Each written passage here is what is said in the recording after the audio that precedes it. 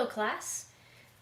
This is, as promised, the next video in how to create thumbnails. At the end of the last video I was working on this thumbnail here, taken from this cutout. And what I tried to do with this was to, or at least it made it easier for me to, well, I did the initial tracing. Looked like this, and I didn't transfer lots of details. I just transferred the major lines so that I could get things down correctly in relation to one another. So if you remember, we traced the front, then we traced the back. Then I turned it over, I placed it on the rectangle that I had placed next to my cutout. And I traced over it again pretty hard with pencil, and the majority of that transferred. And then from there, I was able to then go in with my pencil and make things a little bit stronger, make any kind of variations I wanted to make. And then after that, I went in with my micron pens, and the idea for me was to, and the idea of thumbnails in general is to practice your drawing before you're committed to it on a very large scale. And so I did some things in this drawing that I like, and I did some things in this thumbnail drawing that I would do differently on my final larger drawings. For example, this area got a little too dark. I'm not too happy with it. I also accidentally drew a line here with a pen, which I then had to stipple over, which I think you can see that right there. It's a little darker than it should be, and so I'll redo that. And I'm also not happy with this guy over here. I don't like the way it turned out. So what I can do is I can either do another thumbnail if I want, or I can practice just these little things that I want to change.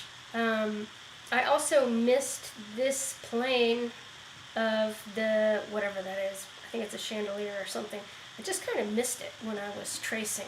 So the good thing about thumbnails is that it gives you practice. It gives you practice drawing an image, and you can make your mistakes and not worry about it. Or you can try something like this stippling. Do I like the stippling? I don't have to keep it. I could try something different. I could use cross-hatching if I want. So use your thumbnails to really work out the details of your drawing and go ahead and make your mistakes on your thumbnails.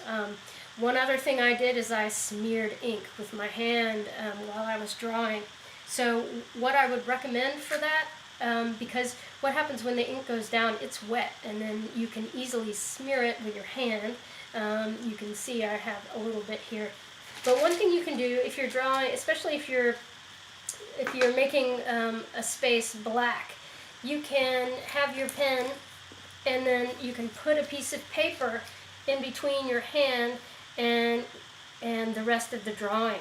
So that if you have wet ink on your hand, or you also don't want to smear the ink with the paper, so you could even blow on it. But if you do something like this, it oftentimes keeps you from smudging up your drawing. And so be careful with that, be aware of it. As you're drawing these thumbnails, you're going to practice how not to smudge your ink. So that way when you get to doing your large drawing, you're just that much more careful about not smudging your ink. And you've maybe thought of something like using your tracing paper or another piece of paper to keep your hand off of your paper. And just always, don't get too comfortable, just always be aware of what you're doing when you're working with ink, because it's hard to correct it. So the other thing that I did is I tried to use a variety of marks. I really wanted to use this areas of black. I liked the areas of black in the original photo. So the first thing that I did after I got things penciled in is I went ahead and put in those areas of black, because I could tell already that they're pretty well balanced. If your photograph doesn't have areas of black and you're thinking of putting it in, in those areas. You could always do a rough draft on tracing paper if you're not sure you want to commit to it. One of the things about putting in areas of black, especially if they're a little bit larger, is that once you put it in there, it's there, and you're going to be stuck with balancing it out throughout the composition.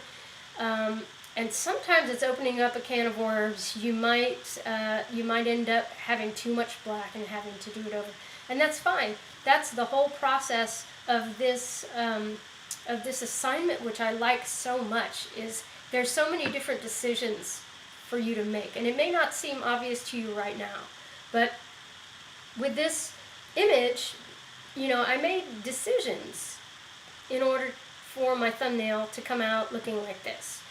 And I can make different decisions if I want. What happens is once you start drawing, it becomes your drawing, and it stops being the photograph. And you're the artist, so you have some artistic license, and you can make some decisions and see how those decisions affect the overall image. And I didn't stray too far from the overall image, because the idea is that you're selecting a composition that's dynamic, so you don't want to change it too much. But you can take artistic license here and there to make things more interesting. So I've got some hatching here, I've got areas of black, I've got stippling, and I've got different line thicknesses in different places. Again, I'm not happy with this little metal thing. I think I must not have been able to see it very well through the tracing paper, and so I would do that differently. I missed a part of it that was supposed to be right here, and it's just black, but that's okay, it's a thumbnail. So what I'll do is when making the drawing large, I'll correct those things. And the other thing that's so interesting about this, once you get past the thumbnail phase and you go on to creating a large drawing, or a 9x12 drawing, which I'll show you by comparison. This is my 9x12 paper. So I'm going to take something that's this big and I'm going to make it this big, okay? So one thing that students forget about is, and I've talked a lot about line thickness. Once I blow this up to 9x12, it's 3 times larger. And so it's not only the size of your shapes that are 3 times larger, but it's your lines, your dots, everything is 3 times larger. So if I want to get this same effect, this dense stippling, I might have to find a larger pen, because I actually used my my largest micron pen for that. Or just try to get that effect with my largest micron pen. Any lines that are really skinny can be even skinnier, or appear to look even skinnier once you have more room to work with. So the line size here is just going to scale up, just like anything else. So if you need to make any adjustments, if you're looking, like I'm looking at these little holes back here, and I'm wishing that the line wasn't that thick, well, that's good, because when I get to enlarge it, I'll have that much more space. If I use my 005, which is the finest point, the line is going to have a lot thinner and finer appearance at that scale. All right, so let's get to it. How do we blow up the, how's the best way for me to transfer this image to this page? I can eyeball it if I'm, real confident in my freehand skills, but there's a lot of different proportions and things going on there. I think it's a lot easier to use the grid method, and artists have been using a grid to enlarge things and draw things for a long time. This is kind of a terrible sketch. You may not even be able to see it, but what I have here is a small rectangle that's representative of our thumbnails, which are 3 inches across by 4 inches this way, and you may have your composition this way, which is fine. But when it's 3 times larger, as our paper is, we want to have the same grid. Here we have 3 squares across and 4 squares down. So, and in the case of our thumbnail, we marked our thumbnail with 1-inch increments. So I put my ruler down. So I'll show you here. I put my ruler down, and my little marks correspond to 1 inch, 2 inch, 3 inches, and 4 inches, and the same this way.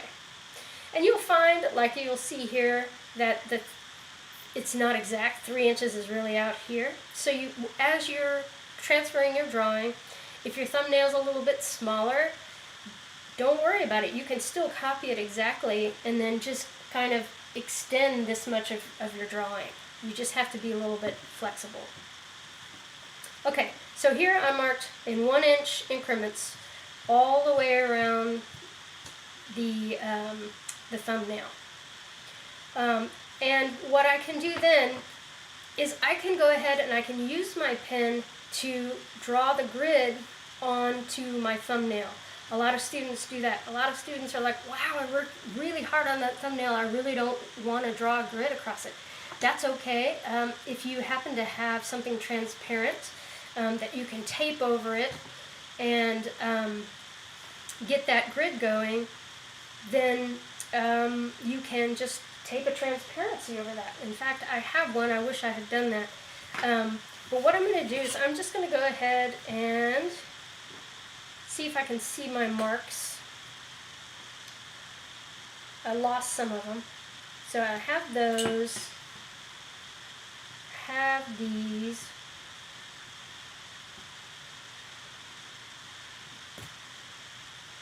Two-inch, 1-inch.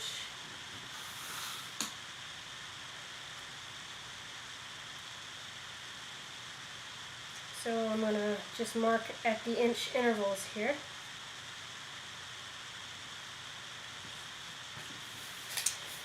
And then I'm going to go ahead and look right.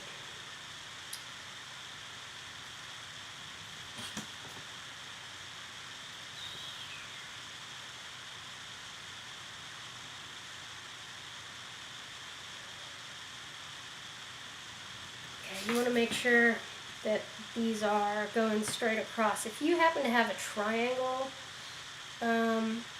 straight edge, then that'll make sure. Now, the problem with me doing this also, and I have a skinny pen, this is an 01, is I may not be able to see the line very well. That's good enough.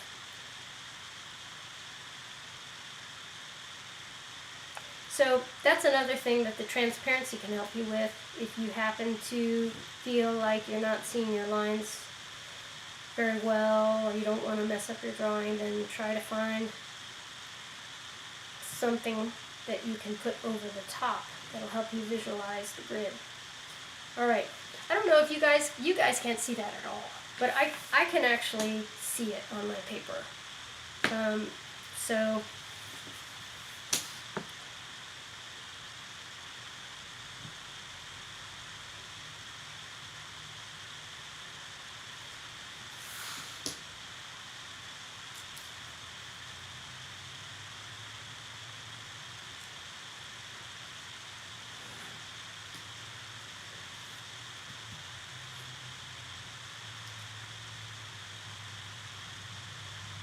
you just want to make sure that you're making square cubes and that it's not a slanted line because you measured wrong. Alright, so what I have, even though you probably can't see it, I have 1, 2, 3 cubes this way, 1, 2, 3, 4 cubes that way. And I'm going to do, I've already marked this paper. So those were 1-inch increments. Your paper is 3 times as big, so it's going to have 3-inch increments. So you want to take your ruler and mark it all the way around at the 3-inch. So I'm going to mark it here at 3 inches, mark it here at 6 inches, here at 9 inches, and I'm just going to do that all the way around. And of course this paper, this is another thing you'll find. Sometimes rulers are different. Sometimes paper says it's 9 by 12, but it's actually a 16th less than what it says it is. It's fine, we're creative people, right? So if our measurements are imperfect, we'll just fill in the rest. You might have a little sliver of drawing that you have to fabricate. And since we're creative people, I know we can do that. I'm not worried about it. Okay. So what I'm going to do now is make my grid on my paper. This is, I want to make a point here. I'm using a super thin lead. If you have maybe an HB pencil or something that you can put a very faint line, that's good, because you don't want this grid showing through your final drawing. You really want to be able to erase it all. So I'm going to use this. It's 2B, but I don't have to press very hard. If you have an HB pencil, I'd use that. And just don't press down very hard. The other thing you don't want to do, I mean, if you press down too hard, is you'll indent the paper, and that'll show through your final drawing. So just make a nice light line to make your grid.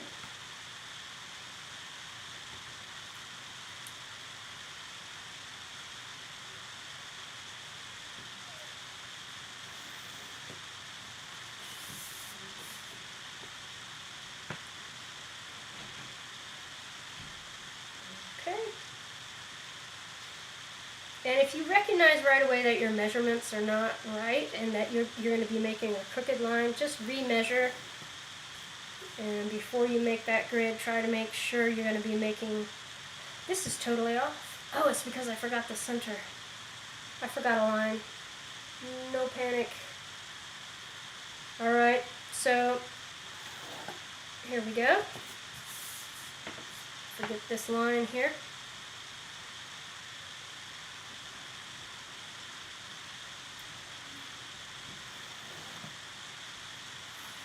Alright, so now I have my 3 by 4 inch cubes here. So what is the reason for doing this grid? Well, the reason for doing the grid is that it gives you landmarks that you can go off of. So when I can just draw, for example, I can just draw this square right here. And if I'm looking at that square, I better draw one over here so you guys can see it.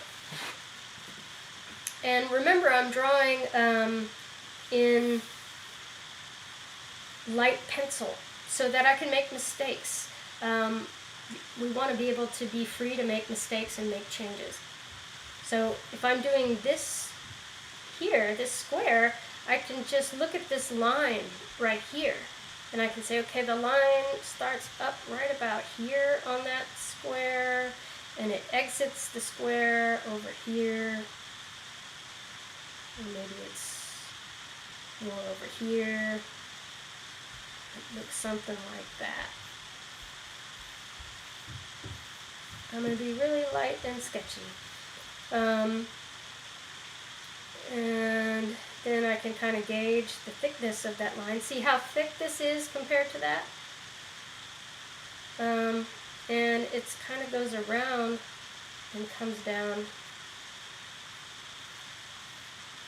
here like that.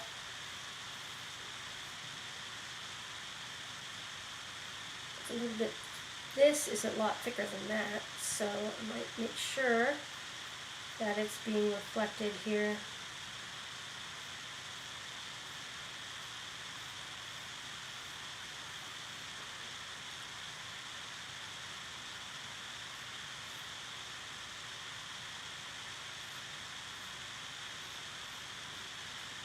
Alright. Have a good eraser with you. This eraser is terrible. If you have a white plastic eraser, that works really well.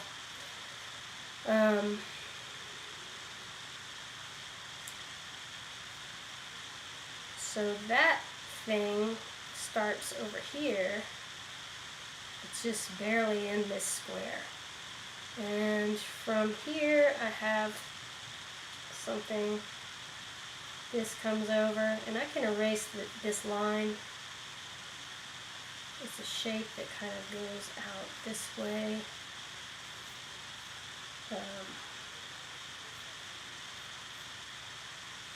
And then this goes up here and connects down here. So I'm going to change that.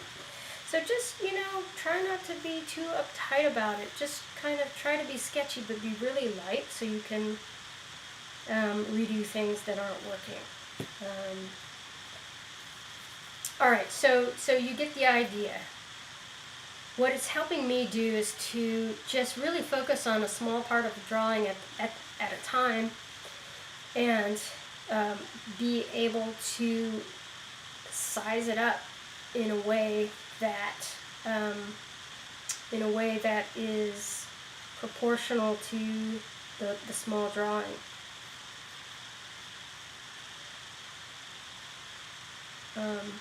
And you can do this however it works for you. But this is the way people have been doing it. In art historical times, people have had a viewfinder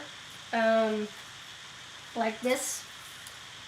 I'll be giving you one of these later. Oh, actually, you probably already have one of these if you picked up your supplies. So a viewfinder, this could correspond to the edge of your paper, and you can put it up and look through it like a camera, and you can see what's beyond you. And what happened in old times, and still people are using this, is you can tape in thread so that you get a grid going across your field of view, and you can have that same grid on your paper, and it's doing the same thing. Okay, so I'm not going to torture you with my struggling with this drawing here. I think you guys probably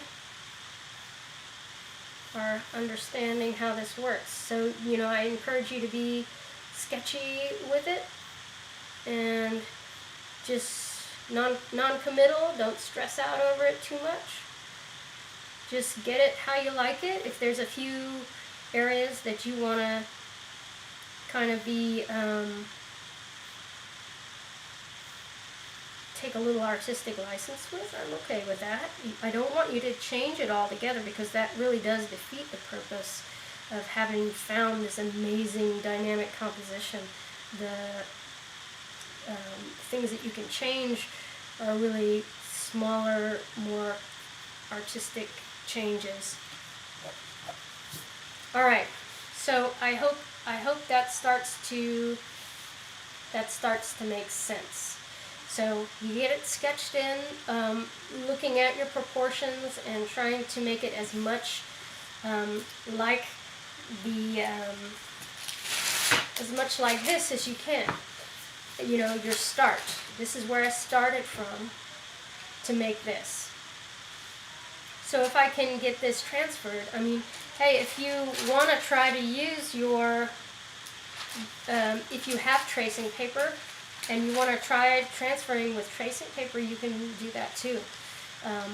This isn't so much us drawing from life, it's a design class. So we can find little tools to help us do things quickly.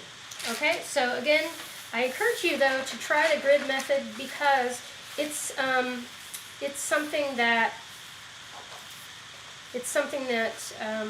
has been used for a long time. It's something that you can continue to use even in life drawing. Let's say you go to the mountains and you want to draw a landscape that you're seeing in front of you. You can still get a viewfinder and put threads in it and have a grid and put a grid on your paper, and it'll help you to draw what you're seeing.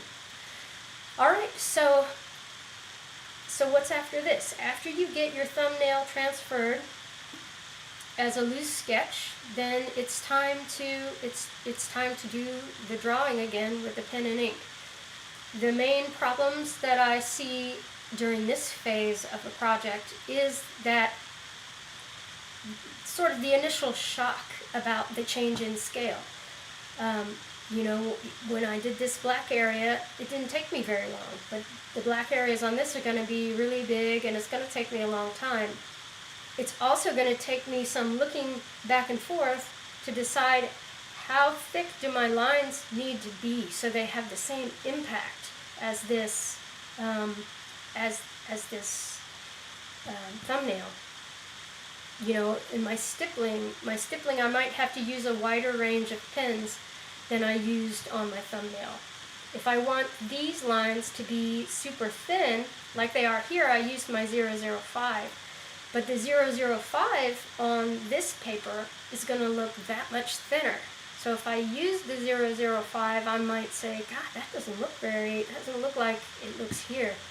And that's because I'm using the same scale of line on a larger scale image. So think about that. Always think about that in this. Everything is 3 times as big, 3 times as thick for the lines, 3 times as large for the dots. Think about it. And as I said, be willing to make corrections as you go. This whole thing is a process. So I've seen a lot of what you guys have uploaded so far, and there's a lot of really, really nice thumbnails going on. I would encourage you, if you have extra time, so like this is what we're doing this week. Next week, or the next step, is to get started on this drawing. And that takes some time also, and you might make a mistake. You might ruin your first drawing. You might smudge the ink right through it and have no choice but to start over. So what I would suggest is that this week, put as much time into the thumbnails as you possibly can. If you've done 2 and neither of them really excite you, do another one. Go hit the magazines again. Go find a different image. Find something that makes you happy, because if you're really excited about the thumbnail and the ideas it gives you, then you're going to have, you're going to have a much better time drawing because you're going to be excited about it, you're going to be jazzed about it, and B, it's going to look that much better because it's something that you really want to do, not something that you dread doing, right? So if you've got a thumbnail that you're thinking about doing, but you're like, I don't know if I want to draw that, you know, do yourself a favor, go back and look a little bit longer. Try another thumbnail. If you aren't happy with the way your first thumbnail turned out, make some corrections to it. This work is so important. This is the work that says, that determines your success in the last step. And this work is graded. It's all graded. So, I'm not big on getting hung up on grades, but what I do want you to do is to look at things that have been uploaded by your peers, and to look at the student work that's been uploaded to the iCollege page, and really just try to say, I'm gonna do the best work that I can do, for me, and I'm gonna work really hard at this. And when you do that, then you're just guaranteed to be happy with the artwork that you did. So that's all I've got. I'm excited based on the thumbnails I've seen. This is such a fun assignment and such a great way to start off the year. If you have any questions or comments, don't hesitate to email me. If you'd like to meet with me individually, I can send you a Zoom link, and we can have an individual meeting. That's what I'm here for. I do have 65 students this semester. So, I can't Zoom with everybody on a single day, but I get so few requests for individual meetings. Know that I am available. All right. I'm excited.